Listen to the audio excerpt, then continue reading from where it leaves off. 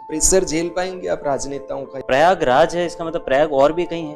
ये तो प्रयागों में राज है। और किसी प्रयाग का नाम सुना आपने? आप क्या प्रॉब्लम्स राजस्थान में ऐसे देखते हो जो कि भी ये रिफॉर्म उसमें सुधार होना चाहिए? एक फ्यूल के रूप में हाइड्रोजन को काम में लेने के लिए व्यवहारिक मुश्किलें आज के दिन हमारे सामने क्या है।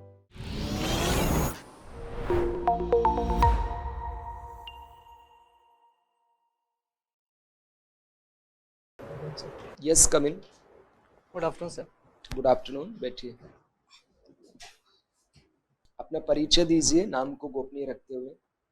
सर मेरी फर्स्ट से 12th तक की education Triveni public senior secondary school Jaipur से हुई है और उसके बाद सर मैंने graduation B Tech in electronics and communication Malaviya national institute of technology Jaipur से की है। उसके बाद सर मेरा जॉब एक्सपीरियंस है टाटा मोटर्स के साथ में 2 साल लखनऊ प्लांट में और 2 साल पुणे प्लांट में। और सर 2021 से मैं आरएस के लिए प्रिपेयर कर रहा हूँ। तो आपने जॉब छोड़ दिया? Yes sir. ओके, आपने बीटेक किया था 2015 में electronics and communication engineering, yes और आपकी जो जॉब थी टाटा मोटर्स में, इसमें आपका पैकेज भी बहुत अच्छा होगा। कितना पैकेज था आपका लास्ट? सर 8 लाख का। 8 लाख था। तो आपकी सैलरी बढ़िया थी, कॉर्पोरेट में आप काम कर रहे थे और इंजीनियरिंग का जो आपका कोर फील्ड है वो आपको मिला हुआ था। क्यों जॉब क्विट किया आपने? सर जैसे एडमिनिस्ट्रेटिव सर्विसेज का मुझे कॉलेज के बाद में थोड़ा एक्सपोजर मिला कि इस तरह की सर्विसेज होती है और मैं उनसे काफ़ी उनकी तरफ अट्रैक्टेड था कि मुझे ये करना चाहिए। उसके बाद सर 2017 में मैंने थोड़ा गैप लेके प्रिपरेशन करने की कोशिश की थी, पर कुछ निजी कारणों से मैंने एक बार वापस मतलब प्राइवेट सेक्टर का रुख अपनाया। पर 2019 से 21 मैंने वो जॉब कंटिन्यू की एंड फिर 21 से मैंने प्रिपरेशन की क्योंकि सर सबसे बड़ी बात है कि जो पब्लिक सेक्टर और प्राइवेट सेक्टर का सबसे बड़ा डिफरेंस है direct contribution to the society.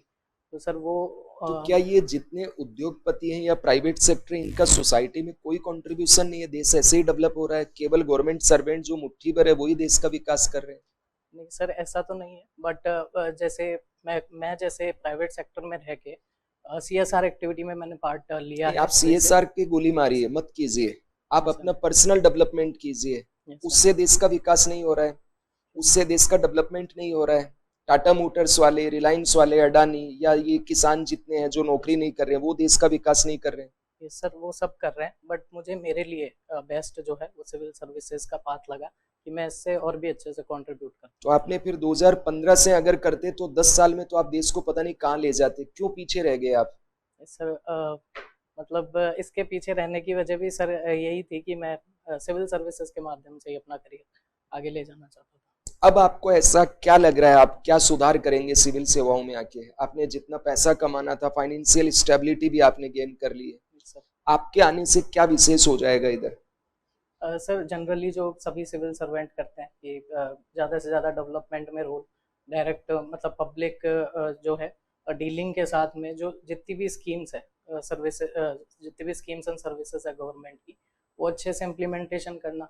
जो सर फ्रेमवर्क अभी है बहुत ही अच्छा फ्रेमवर्क है अभी भी, और उसी का ही मैं पार्ट बनना चाहता हूँ। प्रेशर झेल पाएंगे आप राजनेताओं का? यहाँ आपको छोटे छोटे नेता के गाली गलौज कर जाएंगे, कई थप्पड़ भी लगा जाते हैं आकर आजकल तो अधिकारियों के। सर ऐसे में आपको नहीं लगता कि गलत फील्ड चुन रहे हैं आप? नहीं सर, प्रेशर तो जहाँ भी आप अच्छा परफॉर्म करने जाएंगे वो एक यू स्ट्रेस जो है वो होता ही है परफॉर्मेंस का, लेकिन उससे सभी से मैनेज करके करते हुए चला जा सकता है। और सर जहाँ तक नेतागणों की बात है, वो भी पब्लिक के ही प्रतिनिधि है, तो मुझे लगता है कि ऐसा एक दो केस की वजह से हमें यूँ नहीं सोचना चाहिए कि बहुत ज़्यादा क्लैशेस रहते हैं। चलिए ठीक है सर, आप पूछिए। रिलैक्स है, कंफर्टेबल है? हाँ सर। बढ़िया। आपके एक स्कूल के नाम में त्रिवेणी वर्ड आ रहा है, और अभी तो हमने खूब सुना है त्रिवेणी त्रिवेणी त्रिवेणी है चारों ओर। पिछले अगले मतलब 2 महीने तक तो चारों ओर ये चला। कहाँ है ये त्रिवेणी जिसकी मैं बात कर रहा हूँ? सर ये प्रयागराज में जो है वो कुंभ की वजह से भी फेमस हो रहा है। बहुत बढ़िया। कौन कौन सी नदियाँ मिलती हैं? सर वहाँ गंगा नदी, जमुना नदी और जो एंशियंट रिवर सरस्वती वहाँ से जाया करती है। सरस्वती अभी नजर नहीं आती, फिर भी माना जाता है ऐसा, है ना? ठीक है। वैसे प्रयागराज है, इसका मतलब प्रयाग और भी कहीं है? ये तो प्रयागों में राज है। और किसी प्रयाग का नाम सुना आपने? ये सर गंगा नदी जहाँ जहाँ से भी चलती है या उनकी ट्रिब्यूटरीज चलती है हाँ, उनको नाम दिया जाता है, जैसे देव प्रयाग, रुद्र प्रयाग। बहुत बढ़िया। हाँ, देवप्रयाग, रुद्रप्रयाग वगैरह। सही। फिर आपकी जो कॉलेज है इसका नाम क्या है? Malviya national institute of technology, MNIT। Yes sir. तो ये कौन से मालवीय जी हैं? सर मदन मोहन मालवीय जी को ही ट्रिब्यूट देते हुए ये। अच्छा, क्या कंट्रीब्यूशन रहा मदन मोहन मालवीय जी का अपने देश सर, को?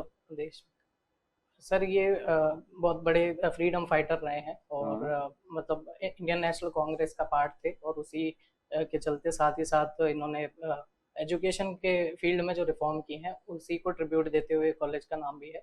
और हमारे कॉलेज का नहीं बल्कि इंडिया में काफ़ी कॉलेजेस हैं, काफ़ी कॉलोनीज इनके नाम पे है। बढ़िया। आप देखो, जयपुर में रहे हो, पूना में रहे हो, लखनऊ में रहे हो, और एक इंजीनियर हो तो आपने यूँ चीज़ों को साइंटिफिकली नोट किया होगा। तो इंफ्रास्ट्रक्चर में आपको क्या डिफरेंसेस नजर आए? एक जयपुर का इंफ्रास्ट्रक्चर है, पूना का है, लखनऊ का है, क्या कंपैरिजन किया आपने? सर जैसे मैं जयपुर की बात करूं, जयपुर और लखनऊ ये सिमिलरली अभी थोड़ा टाइम पहले ही ग्रो होने लगे हैं।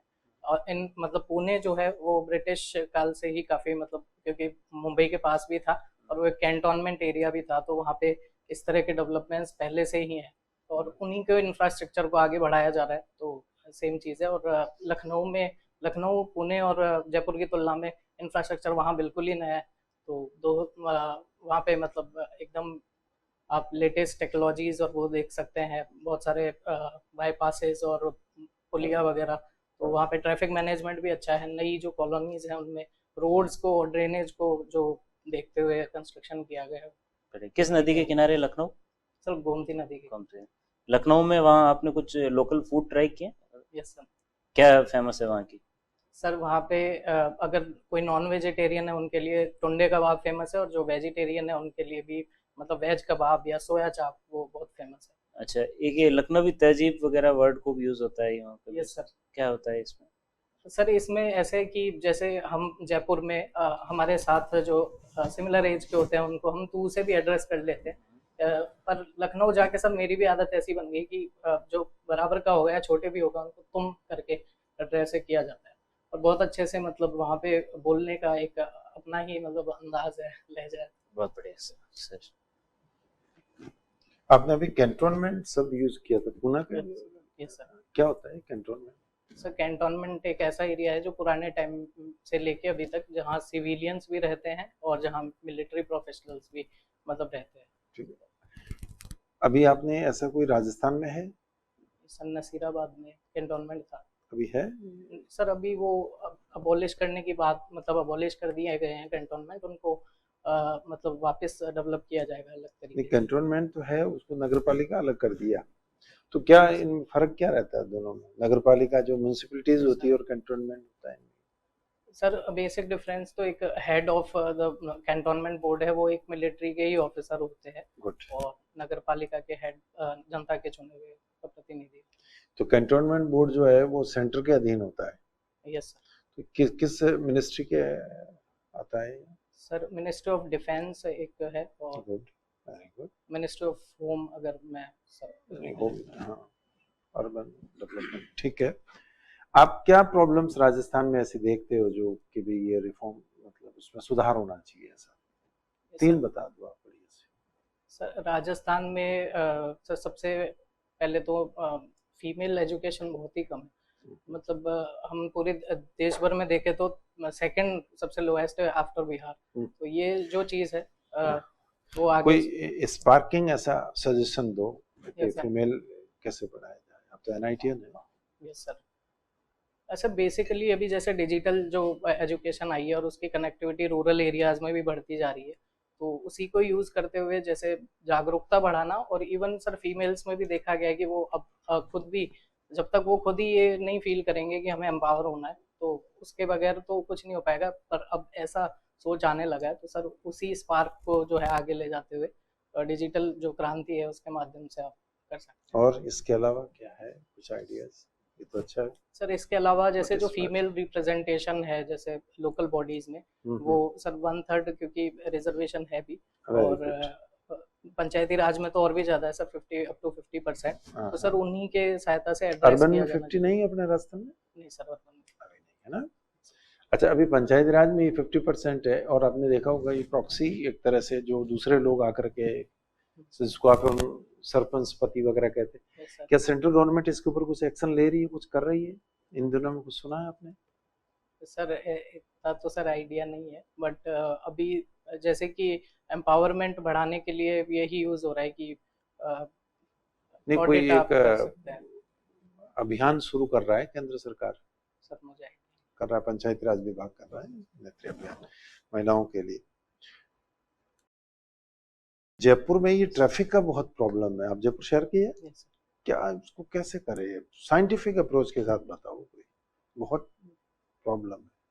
सर सबसे तो सर जो सोल्यूशन सबसे फर्स्ट है और इम्प्लीमेंट तो होना भी चालू हो गया है वो मेट्रो का है कि सब पब्लिक ट्रांसपोर्टेशन की व्यवस्था सुदृढ़ कर सकते हैं। तो क्योंकि यहाँ पे इंडस्ट्रियल जो एरिया है सीतापुरा वगैरह के, तो वहाँ भी सर क्योंकि लेबर भी रहते हैं और यहाँ पे खूब सारे एजुकेशनल इंस्टीट्यूशंस भी हैं, तो स्टूडेंट्स भी रहते हैं और उनके लिए अफोर्डेबल माध्यम से और जो है मेट्रो एक बहुत ही अच्छा सोल्यूशन है।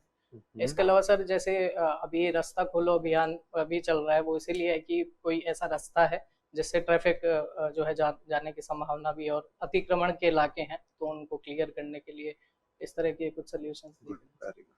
सर आपने टाटा मोटर्स में काम किया है, हम ईवी के सेक्टर में दुनिया में बहुत पीछे हैं और अगर हमारे पड़ोसी देश चाइना से तुलना की जाए तो बहुत ही पीछे। क्या कारण पाते हैं आप, हम ईवी में इतना अच्छा क्यों नहीं कर पाए? सर इसके तो एक तो कि क्यों पीछे है सर, इसका डायरेक्ट एक रीजन तो इंफ्रास्ट्रक्चर और इलेक्ट्रिसिटी का इंफ्रास्ट्रक्चर बेसिकली है। क्योंकि सर इलेक्ट्रिक व्हीकल चार्ज होने के लिए भी अलग सेटअप चाहिए पूरा, या तो घर पे या स्टेशंस के माध्यम से शहर में कुछ ऐसी जगह बनाई जा सकती है जहाँ पे आप व्हीकल को खड़ा करके कुछ देर चार्ज कर सकते हैं। तो वो सर इंफ्रास्ट्रक्चर जब तक नहीं आएगा तब तक वो कॉन्फिडेंस भी नहीं आएगा। सर दूसरी बात ये भी है कि इलेक्ट्रिक व्हीकल्स जो है वो एक फेज्ड में, मतलब एक हाइड्रोजन व्हीकल्स उसकी तरफ ज़्यादा जाना ज़्यादा सही है। ये एक ट्रांजिशन के लिए अच्छा है इलेक्ट्रिक व्हीकल, लेकिन इंडिया कोशिश कर रहा है कि हाइड्रोजन फ्यूल से भी संबंधित जो सेक्टर है उसमें काम करे। क्या कोशिश की है इंडिया ने? सर इंडिया ने अभी ग्रीन हाइड्रोजन इनिशिएटिव भी स्टार्ट किया है इसी कब के से, लिए। इसके बारे में थोड़ा डिटेल से बताओ। सर 2022 या 23 में थोड़ा कंफ्यूज हो रहा हूँ, और इसमें ये है कि कुछ टारगेट सेट किए हैं शायद सर, सर मैं एग्जैक्ट डाटा नहीं याद कर पा रहा हूँ, और उसी के रिगार्डिंग है सर कि जितने भी आप इलेक्ट्रिसिटी जो है उसमें एक ऑल्टरनेट के तौर एक फ्यूल के रूप में हाइड्रोजन को काम में लेने के लिए व्यवहारिक मुश्किलें आज के दिन हमारे सामने क्या है? सर सबसे पहले तो वो गैस है, तो गैस का अपनी प्रॉपर्टी ये होती है कि उसको स्टोरेज करना और उसको मतलब लीकेज डिटेक्ट करना, इस तरह की समस्याएं हैं, तो वो है। और सर उसके ट्रांसपोर्टेशन में भी दिक्कतें आती है क्योंकि आपको वो कंप्रेस करके कहीं पे ले जानी है और वहाँ पे वापस आपको उसको थोड़ा रिलीफ वाल्व के थ्रू उसको वो करना है। और हम कैसे हाइड्रोजन गैस को प्राप्त कर सकते हैं, मतलब क्या रिसोर्सेज रहेंगे हमारे पास, कौन से तरीके होंगे, मैकेनिज्म क्या होगा? सर एक तो वाटर से ही मिल सकती है सर हाइड्रोजन, वाटर का अगर हाइड्रोलिसिस करते हैं तो वो चीज़ हमें मिल सकती है। What is the difference between hydrolysis and electrolysis? हम हाइड्रोलाइसिस से प्राप्त करेंगे या इलेक्ट्रोलाइसिस से? सॉरी सर, H2O के इलेक्ट्रोलाइसिस। ओके। आप जयपुर से हैं? Yes sir. और जयपुर के अंदर कौन से प्रमुख टूरिज्म के हिसाब से धार्मिक स्थल है? सर सबसे पहले तो गलता जी जो है वो काफ़ी पुराना यहाँ पे सेंटर रहा है।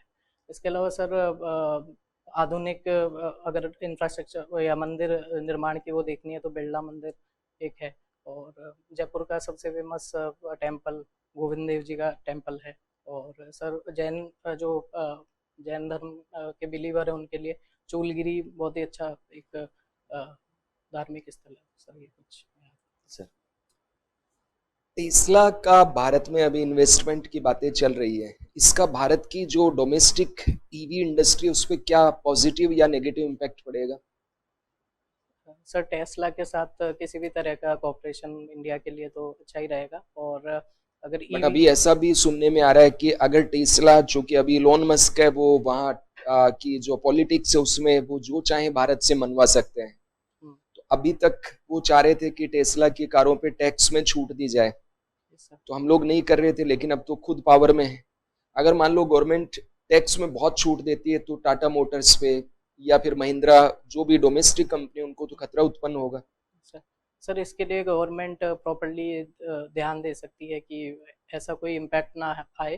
और सर ग्लोबलाइजेशन का एक है ये मतलब आस्पेक्ट कि विदेशी कंपनियां आएंगी और कंपटीशन भी मिलेगा, और इसको नेगेटिव ना देखते हुए अपने आप में इम्प्रूव करने की कोशिश करके और आगे बढ़ा जा सकता है।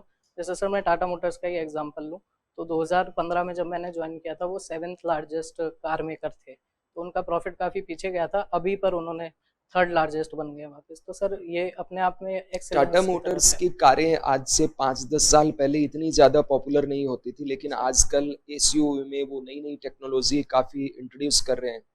विशेषकर जैगवार और लैंड रोवर की टेक्नोलॉजी जब उनके पास आई है, तो Tata Motors at present motor vehicle industry में क्या क्या इनोवेशन कर रहा है? सर सबसे पहले तो इलेक्ट्रिक व्हीकल में भी आगे है, जैसे नेक्सॉन में है। सर दूसरी बात ये सेमीकंडक्टर का जब से इंडिया में ही चिप मैन्युफैक्चरिंग का लगा है तब से, क्योंकि Tata Motors is heavily reliant on semiconductor and chips, क्योंकि इलेक्ट्रॉनिक्स का यूज़ बढ़ रहा है गाड़ी में, तो सर उसका भी यूज़ अब धीरे धीरे बढ़ रहा है। और अलग से टाटा मोटर्स ने एक रिसर्च एंड डेवलपमेंट यूनिट भी बनाई है जो कि कोऑर्डिनेट करेगी जो सेमीकंडक्टर। एआई का कितना यूज है अब आजकल ऑटोमेशन सेक्टर में? सर एआई का जैसे यूज़ हम देख पाए तो सर मशीन लर्निंग और एआई दोनों का यूज़ करते हुए जो इलेक्ट्रिक कंट्रोल यूनिट्स होती हैं उनमें यूज़ होता है सर। जैसे हम डिस्प्ले जो आप देख पाते हैं स्मार्ट डिस्प्ले, उनमें या कम्युनिकेट कर पाते हैं, गाड़ी हमसे कम्युनिकेट कर पाती है, तो ये सब। क्या भारत में अनमेन्ड व्हीकल विशेषकर इन ट्रांसपोर्टेशन पॉसिबल है क्या? सर पॉसिबल तो है अनमैन्ड व्हीकल, बट क्या चैलेंजेज है भारत की सड़कों और बाकी जो ट्रैफिक मैनर्स को देखते हुए? सर सबसे बड़ा चैलेंज तो ट्रैफिक और उसका मैनेजमेंट है, और ट्रैफिक रूल्स को लेके इतना ज़्यादा अवेयरनेस अभी नहीं है, तो जैसे धीरे धीरे होने लगेगा वैसे वो है। और जैसे जैसे वो डेटा एक्सपीरियंस करता जाता है एआई, वो उतना ही सुदृढ़ होता जाता है, तो अगर उसको ठीक है। कभी आपका रतन टाटा जी से मिलना हुआ वर्क के दौरान? नहीं सर। कभी आपके विजिट नहीं किया उन्होंने? नहीं सर। क्या सीखते हैं उनके कर्मचारी? वहाँ की वर्क कल्चर है वो काफी डिफरेंट है भारत में, कॉर्पोरेट कल्चर, तो वहाँ की वर्क कल्चर बाकी कॉर्पोरेट से किस संदर्भ में अलग होती है? सर श्री रतन टाटा जी जो है वो अपने आप में ही बहुत एक क्या बोले इंस्पिरेशनल कैरेक्टर है।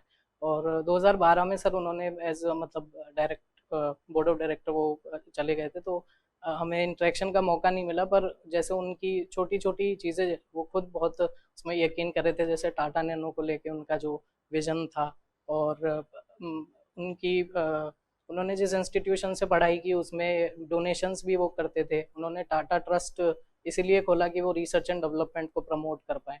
तो इस तरह की चीज़ें सर जैसे आप देखते हो अपने बॉसेस में या सीनियर्स में, तो ऑब्वियसली सर उसका बहुत अच्छा इम्पैक्ट है। ठीक, आपका साक्षात्कार हो गया, अब आप जा सकते हैं।